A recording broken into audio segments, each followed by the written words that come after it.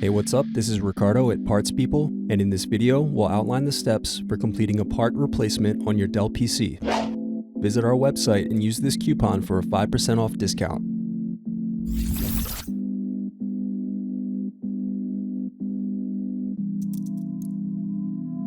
Unscrew and remove bottom base.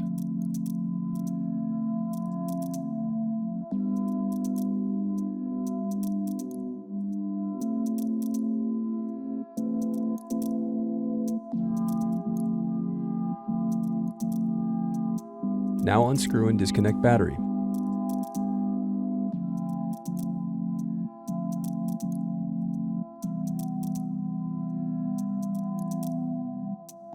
Now unscrew and remove bracket.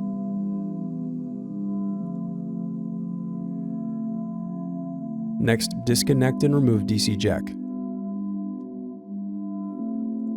Thanks for watching.